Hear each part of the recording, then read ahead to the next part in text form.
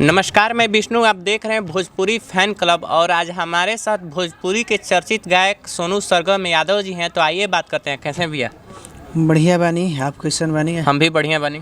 चलिए, सबसे पहले जितना भी भोजपुरी फैंस क्लब के श्रोता बने सबका के हमारा तरफ से प्रणाम रही, नमस्कार रही। बाकी आप लोग के प्यार आशीर्वाद बा।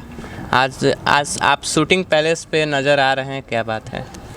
ये हमने के काम में बा, गीत गावा शूटिंग करा तो कंटिन्यू होत रहता, चलत रहता। हाँ, आजकल आपका एक गाना सैड सॉन्ग बज रहा है, हम चाहेंगे कि वो गाना से इंटरव्यू का शुरुआत कीजिए। अच्छा, सैड सॉन्ग पुरान के बारे तो वही ट्यून पर चैत रहे। अच्छा।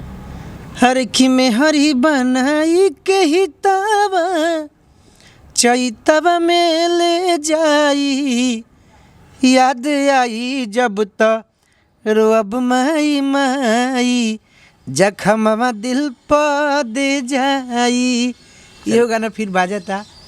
क्या बात है, आपका गाना तो तमाम अधिक देखा जाए तो आपका सैड सॉन्ग गाना ज़्यादा बजता है। हाँ, ज़्यादा। कोई और अपकमिंग प्रोजेक्ट आ रहा हो या आने वाला हो तो हम चाहेंगे कि बताइए। अभी बहुत जल्द वो गाना हमरा बुझाला कि आज 28 तारीख तो 30-31 तारीख के गाना बहुत बड़ा लेवल पर रिलीज हुई। बहुत तगड़ा गाना बाबू जी। हाँ, ओकरा के रिलीज कल जाई। बाकी चैत उत के आवत तारी साहब, पियावा के भैनी जानू क्रिया, बाकी टूटी ना, सब जितना बड़ी सा गाना चला तारी सा कंटिन्यू। पब्लिक के प्यार आशीर्वाद मिल रहा बा, आप लोग के सपोर्ट। आप भी एक भोजपुरी का कलाकार हैं।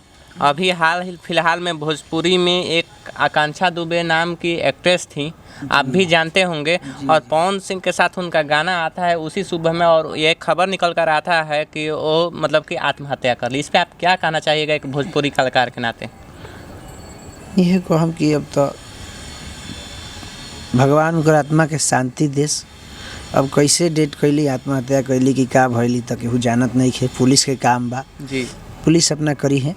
बाकी ये बाकी भगवान जहाँ वहाँ के गई लोग आत्मा के शांति देश। उनकी माँ इंटरव्यू में आकर बता रही हैं कि इसमें समर सिंह के भाई ने धमकी दिया था उनको मारने के लिए। जी, इस पे आप क्या कहना चाहिए? तब देखिए, अब कहते बाड़ी तब हमने क्या बता सकेला जो विशेष। अब वह ज़्यादा न जानी है, हमनी से ज़्यादा तो जे क्लोज बा वो लोग के बारे में भी लोग जानी, हमनी के ज़्यादा ना जाने जो बस इतने नहीं हो रहा। बाकी ये तो बात है, जैसे देखा जाता है कि हमारे भोजपुरी इंडस्ट्री में, बॉलीवुड इंडस्ट्री में आपने भी देखा होगा, साउथ इंडस्ट्री में आपने देखा होगा, कोई कलाकार का मृत्यु हो जाता है तो वहाँ तमाम इंडस्ट्री के कलाकार पहुँच जाते हैं और हमारे भोजपुरी में एकता नहीं है। भोजपुरी एक्ट्रेस का डेथ हुआ है लेकिन वो लोग नहीं पहुँचे। भोजपुरी के तमाम सुपरस्टार हैं, तमाम सांसद भी हैं, वो लोग नहीं पहुँचे। इस पर आप क्या कहिए? ना जाएगा चाहिए, दुख में केहू भी जाएगा चाहिए, सपोर्ट करे के चाहिए, ऐसा बात नहीं है। लेकिन भोजपुरी में सही बात बा, कोई के ना देखल चाहे। जी हाँ, सब कोई अपना काम से मतलब रखेला, बस भोजपुरी है हो गई बा। चलिए, ये तो बात हो गया। भैया, आपने तो एल्बम में धमाल मचा ही रहे हैं, फिल्म में आप कब तक नज़र आने वाले हैं? कोई फिल्म आने वाला हो तो बताइएगा, या कोई अगर फिल्म करने वाले होंगे तो? ना अभी ना, झूठ ना बता सकेला। बाकी श्रोता के प्रेम रही, आप लोग के सपोर्ट रही तो वो काम हुई, बहुत जल्द हुई। लेकिन अभी कोई ऐसा खबर नहीं है।